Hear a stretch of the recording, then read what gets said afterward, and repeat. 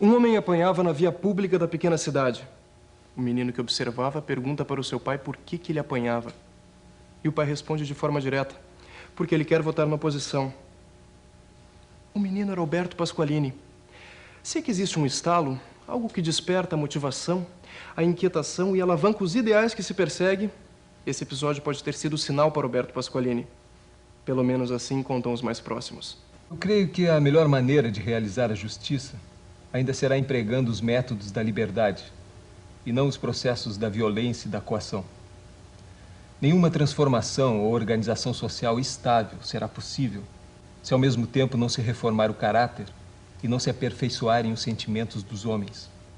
Alberto Pasqualini não está nos currículos escolares. Suas ideias permanecem atuais, pois a problemática das distorções sociais apontadas por ele ainda ocorrem.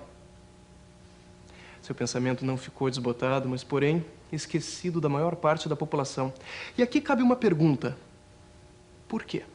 No momento que a social-democracia esteve no auge nos países altamente desenvolvidos, o nosso correlato aqui, que era o Estado Nacional Desenvolvimentista, lutava contra uma dominação imperial que sufocava esse projeto.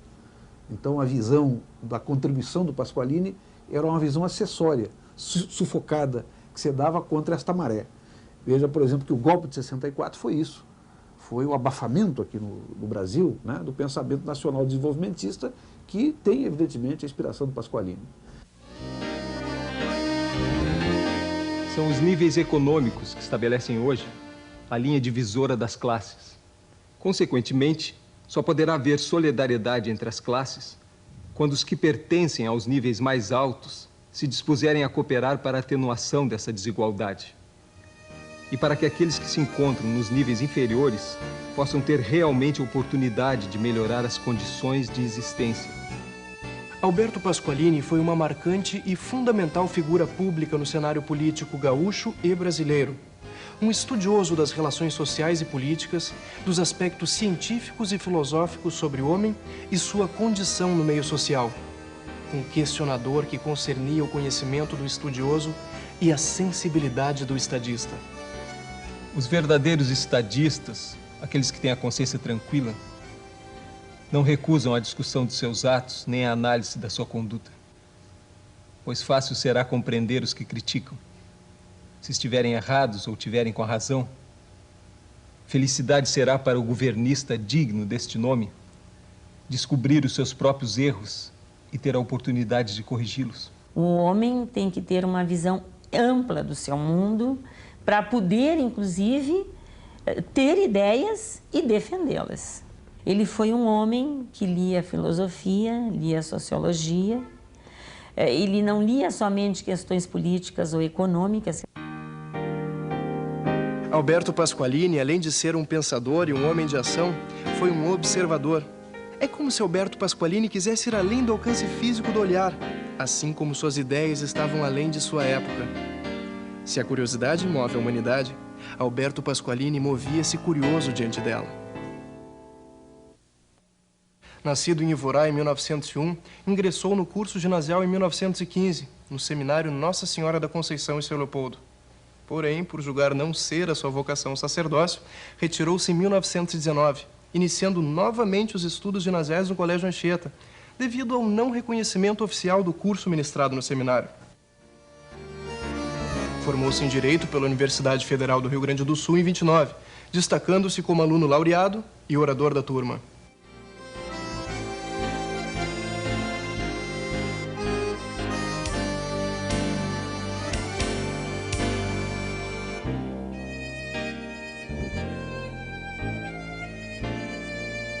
Há sempre nos pontos de vista e nas atitudes dos homens retos, independente de suas origens ou filiações partidárias, um denominador comum, que é o bem geral da coletividade. Em 1930, participa da Revolução como comandante militar do Porto e comandante do Batalhão João Pessoa, em substituição ao tenente-coronel Mário da Mata. Alberto Pasqualini preocupava-se com questões como a miséria das populações, a exploração do trabalho, a problemática do homem no campo, concentrações de riquezas, as proporções de despesas e prioridades do Estado para com as necessidades básicas da sociedade, a ética da atuação do homem político. Defendia a soberania do monopólio estatal em setores estratégicos, como a exploração do petróleo. A reflexão que ele fazia sempre era além do seu tempo. Isso eu acho uma coisa fantástica. Tu imagina, nos anos 40, quando ele propõe um mercado comum para a América, não se falava em Mercosul. Ele era um visionário, e eu acho que o estadista tem esta postura. Em 34, candidata-se à Câmara Federal, ficando como 11º suplente de deputado federal. De 34 a 35, ministra aulas como professor catedrático na Faculdade de Direito da URGS e exerce a profissão de advogado.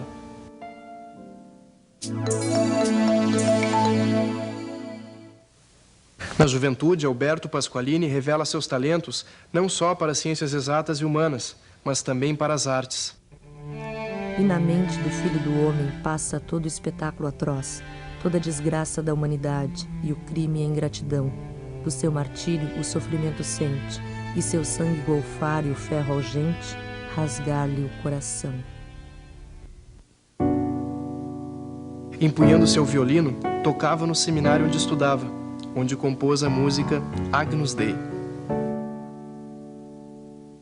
Em 35, eleito vereador em Porto Alegre, vencendo no primeiro turno, sendo o segundo candidato mais votado.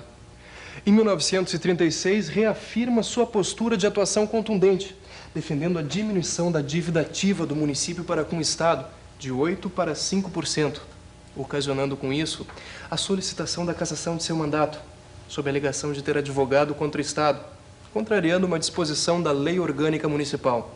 O Tribunal Regional Eleitoral em Porto Alegre decide pela não cassação. 1937, a instauração do Estado Novo dissoluciona a Câmara. Alberto Pasqualini encerra seu mandato, mantendo-se afastado da atividade política até o ano de 39. Eu mantenho todas as minhas declarações feitas à imprensa do Rio de Janeiro sobre a situação do Estado e acrescento: estamos cada vez mais firmes, cada vez mais fortes, cada vez mais dispostos a lutar pela libertação do Rio Grande. Havemos de criar uma mentalidade nova, um regime novo, e provarmos que, apesar de toda a corrupção, ainda há homens dispostos a sacrificar tudo por um ideal. A convite do presidente da República, integra em 39 o departamento administrativo, constituído por 8 membros, que, de acordo com Alberto Pasqualini, deveria ter a função de exercer a crítica da administração estadual e municipal. Mesmo tendo fundido a União Social Brasileira, que foi a UNB, que foi criada por um grupo e ele estava junto com o PTB, ele nunca deixou de fazer críticas à ditadura de Getúlio Vargas. Ele tinha uma certa independência, talvez até pela segurança que ele possuía dos seus próprios conhecimentos. O que o Estado não pode e não deve fazer é empenhar a renda de seus tributos, que vem da coletividade e a ela se destinam, para socorrer empresas particulares, comprometendo eventualmente o funcionamento dos seus próprios serviços e desviando recursos financeiros das suas verdadeiras finalidades. Em 43, assume a Secretaria do Interior. Nesse cargo, apresenta um plano de assistência social ao governo do Estado. O plano apresentado tratava da necessidade urgente em organizar e agir para suprimir problemas como a miséria do campo, a insuficiência do atendimento hospitalar, o problema do menor abandonado e da delinquência juvenil, os problemas de alimentação pública e a precariedade do sistema carcerário. Seja-me, pois, permitido dirigir em nome do governo um apelo a todos os rio-grandenses, dignos e patriotas, para que irmanem os seus ideais, unam os seus corações, conjuguem as suas energias a fim de fazer do Rio Grande um bloco uno e indivisível. Alberto Pasqualini era um homem simples, desprovido de arrogância, e por mais complexa que fosse sua personalidade pensadora, comunicava suas ideias com clareza, paixão e conhecimento, distante das retóricas falsamente ricas. No ano de 44, preside a criação da Comissão de Abastecimento do Rio Grande do Sul, a CAERGS. Nesse mesmo ano, pede demissão em caráter irrevogável do cargo de secretário do Interior. Ainda em 44, recebe o título de sócio honorário da Associação Rio Grandense de Imprensa. Pasqualini era essencialmente um democrata. E lá pelas tantas, ele era responsável pela censura no Rio Grande do Sul, e lá pelas tantas ele liberou matérias ali que envolviam críticas ao governo do Dr. Getúlio. E o governo do Dr. Getúlio exigiu providências. E a resposta do Pasqualini, quando lhe cobraram, foi dizer... Na Secretaria do Interior. A resposta do Pasqualini, quando lhe cobraram isso, foi dizer... Terminou a censura no Rio Grande do Sul. No Rio Grande do Sul não tem censura. Terminou, teve que sair. Mas é uma demonstração da sua linha. A sua linha sempre foi uma linha reta. É necessário que o jornalista que julga publicamente os fatos e as pessoas tenha um apurado senso de equilíbrio e uma clara noção da responsabilidade. No mesmo ano, recusa o cargo do Supremo Tribunal Federal e participa da USB, União Socialista Brasileira. Em 46, candidata-se ao governo do estado pelo PTB. É derrotado pela pequena margem de 20.000 votos por Walter Jobim em 47. Eu era criança, eu me lembro. Coisas que criança faz. Eu estava lá na minha região de Caxias, numa igreja, quando o padre fez a gente ajoelhar e jurar que não votava no Pasqualini porque ele era comunista.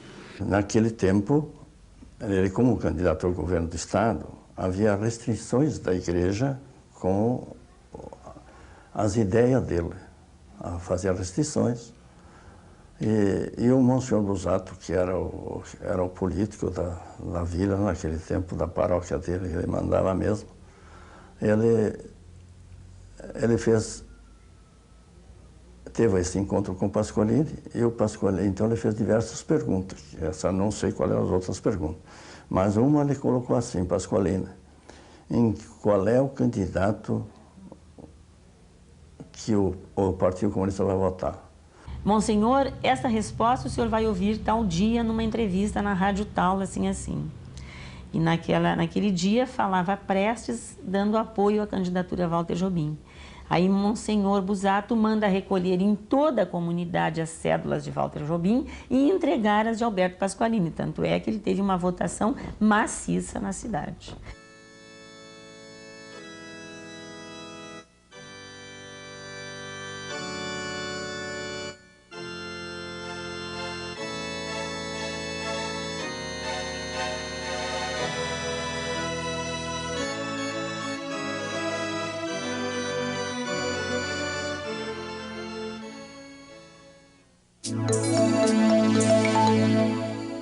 E que o Partido Trabalhista movia as massas e seus anseios, mas que ao mesmo tempo era um partido que não tinha sua origem partidária no movimento proletário, mas sim na figura prestigiada de Getúlio Vargas. Pasqualini lutava dentro do partido para torná-lo uma real expressão desses anseios, sem a dependência de seu carismático chefe. O que Alberto Pasqualini temia, na verdade, era a fragmentação do partido no momento em que Getúlio Vargas desaparecesse, o que realmente aconteceu. Acaba candidatando-se ao Senado pelo PTB, sendo eleito senador pelo Rio Grande do Sul. Em seu mandato, foi relator do projeto que criou a Petrobras. Sou radicalmente contra a participação do capital privado, quer estrangeiro, quer nacional, na exploração de fontes naturais e básicas de energia. Naquela época, o grande debate do monopólio estatal era o debate da Petrobras. Quer dizer, a grande discussão que se tinha era a discussão da Petrobras. E nessa discussão da Petrobras, ele foi totalmente favorável à criação da Petrobras e foi a grande manifestação a favor da Petrobras. Quais são os dois pontos fundamentais da doutrina pasqualinista, né? Já que ele representa esse pensamento político moderno aqui no Estado?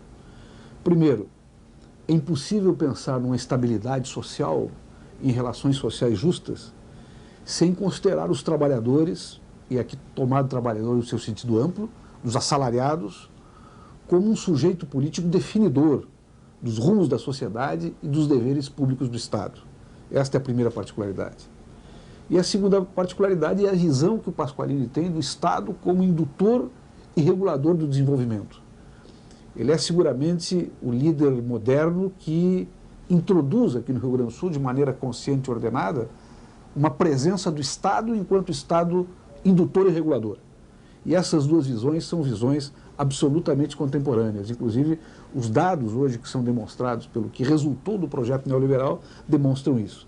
Eu diria que se a doutrina pasqualinista fosse uma doutrina universal, colocar essa possibilidade de forma abstrata, isso que está ocorrendo no mundo hoje não ocorreria. Porque o capital financeiro, portanto, ele estaria subordinado a projetos públicos do Estado e não subordinaria o Estado segundo as suas necessidades e as suas conveniências.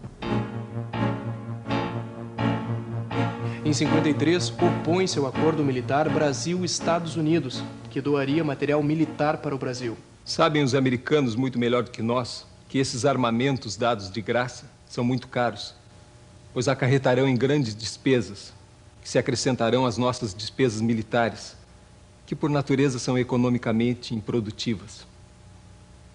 Essas despesas contribuirão para elevar o custo de vida, sangrar a economia nacional, impedir o desenvolvimento econômico e, acima de tudo, para aumentar ainda mais essa tremenda carga de sacrifícios e privações que sofrem nesse momento as classes trabalhadoras. Neste mesmo ano, recusa a vice-presidência nacional do PTB. No ano de 54, apresenta um projeto de lei que institui o Sistema Federal de Bancos de Estado. Candidata-se novamente ao governo do Estado, mas por questões de saúde quase é obrigado a abandonar a candidatura. Por fim, é derrotado por Ildo Meneghetti. Com a palavra, o senador Alberto Pasqualini. Aos nobres companheiros do Rio Grande, desejo manifestar meu profundo reconhecimento por haverem honrado meu nome com sua indicação para candidato ao governo do Estado. Este fato constitui um estímulo e um conforto para quem luta pela realização dos ideais trabalhistas, pois vem demonstrar que se mantém cada vez mais viva a crença e a esperança na sua realização.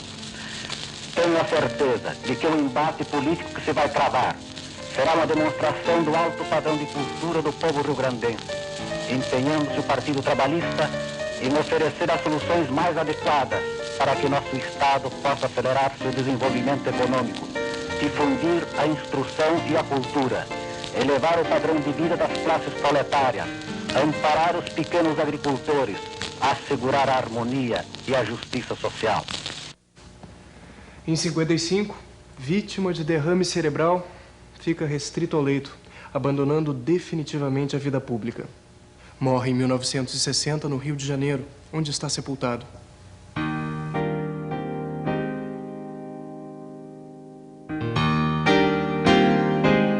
Só pode haver honra, só pode haver mérito, só pode haver nobreza nas ações quando elas têm o sentido humano e quando derivam daquela parte do nosso ser onde os sentimentos sociais se sobrepõem aos instintos egoístas, origem de todos os males e sofrimentos da humanidade.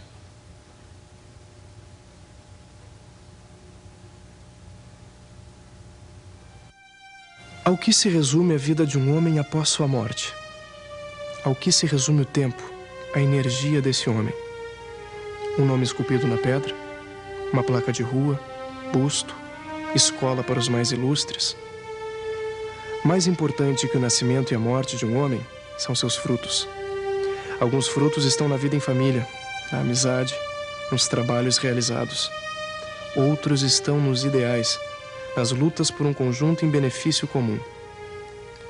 Mais importante que a homenagem é o entendimento de um legado, concordando ou não com sua mensagem. Mais importante que o nascimento e a morte é a paixão que move a vida.